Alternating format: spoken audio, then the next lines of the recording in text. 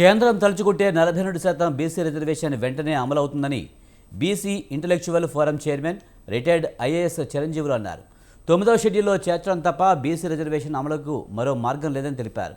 రాజ్యాంగ సవరణ చేసి మరీ ఈడబ్ల్యూఎస్ రిజర్వేషన్ ఇచ్చిన బీజేపీ ప్రభుత్వం బీసీ రిజర్వేషన్పై ఎందుకు నిర్ణయం తీసుకోవడం లేదని మాజీ ఐఏఎస్ ప్రశ్నించారు.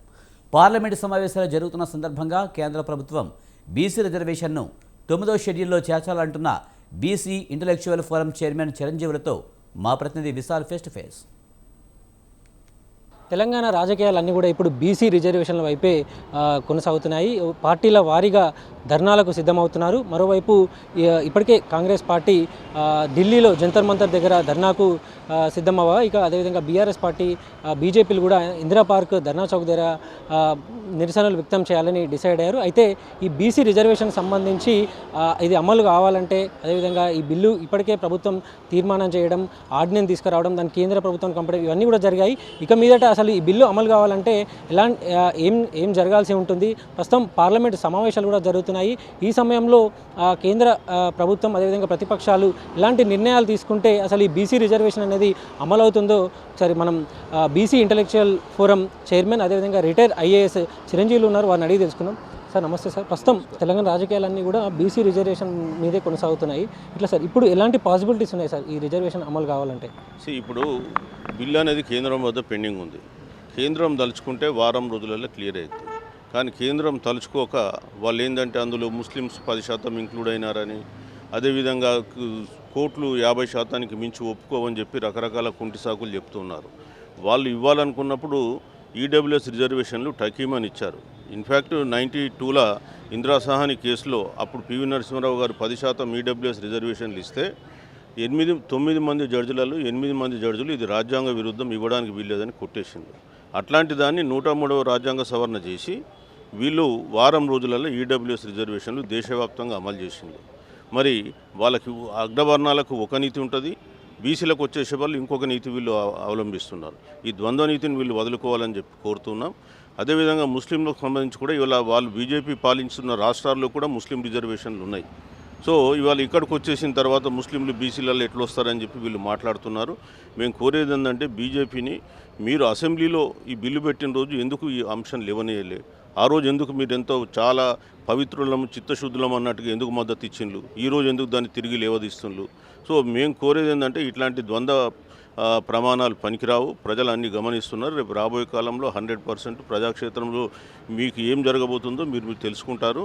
సో మేము కోరేది ఏంటంటే ఇప్పుడు పార్లమెంట్ సెషన్స్ ఆల్రెడీ ఢిల్లీలో నడుస్తున్నాయి కాబట్టి సెషన్లో ఈ బిల్లును క్లియర్ చేసి 9th షెడ్యూల్లో పెట్టేలాగా చూడండి అని చెప్పి కోరుతున్నాం. సార్ అంటే గతంలో సుప్రీంకోర్టు తీర్పు ఉంది 50% వరకు రిజర్వేషన్లు దాటద్దు అని కూడా.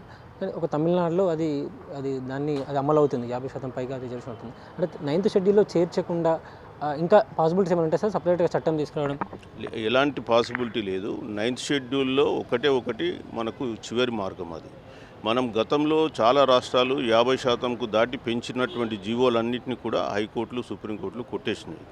ఈ మధ్య కాలంలో కులగణన జరిపిన తర్వాత కూడా బీహార్ గవర్నమెంటు వాళ్ళు 65% రిజర్వేషన్లు పెంచిండ్రు.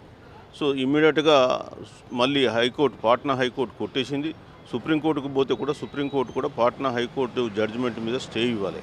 అట్లాంటప్పుడు మనకి ఇంకా వేరే మార్గం లేదు. మనకు ముందు కనిపిస్తున్న మార్గం, ఏకైక మార్గం తమిళనాడు మోడల్. తమిళనాడులో 94 నుంచి అనుభవిస్తున్నారు. 31 సంవత్సరాలు అయింది 9th షెడ్యూల్లో పెట్టి. సో 9th షెడ్యూల్లో పెట్టినా కానీ సుప్రీంకోర్టు రివ్యూ చేయొచ్చు, కొట్టేయచ్చు. అంటే మొదలు తమిళనాడు తేల్చమనండి.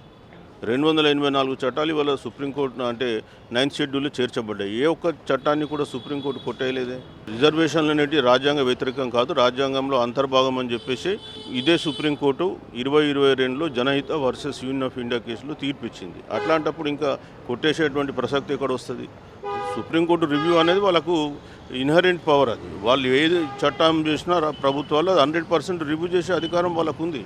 సుప్రీంకోర్టు చేయకుండా మనం దాచిపెడతామంటే కుదరదు. కానీ అవి రాజ్యాంగ వ్యతిరేకం అయితే కొట్టేస్తామన్నారు వాళ్ళు. సో రాజ్యాంగ వ్యతిరేకం కాదు కాబట్టి రాజ్యాంగంలో ఇక్కడ 50%కు దాటి ఉండకూడదని లేదు. ఇవన్నీ కోర్టులు పెట్టినటువంటి మ్యాండేటు. జాతీయ కాంగ్రెస్ చెప్తుంది 60-70% వరకు కూడా అంటే కులగణన ఇవన్నీ జరిగితే 60-70% రిజర్వేషన్లు చేరుకుంటాయని కూడా వాళ్ళ జాతీయ కాంగ్రెస్ చెప్తూ వస్తుంది. అంటే ఒకవేళ 70% వరకు మనకి రిజర్వేషన్ చేరుకుంటే ఇతర వర్గాలకు ఏమైనా నష్టం జరిగే అవకాశం ఉంటుందా? సో ఇతర వర్గాలకు నష్టం ఏం లేదు. ఇతర వర్గాలు ఉన్నారు ఎంతమంది 10% కంటే ఎక్కువ లేరు. మరి 10% కంటే ఎక్కువ లేని వాళ్ళు 40-50% ఇవాళ ఉద్యోగాలలో ఉంటే మరి మిగతా వాళ్ళకి నష్టం జరుగుతలేదా?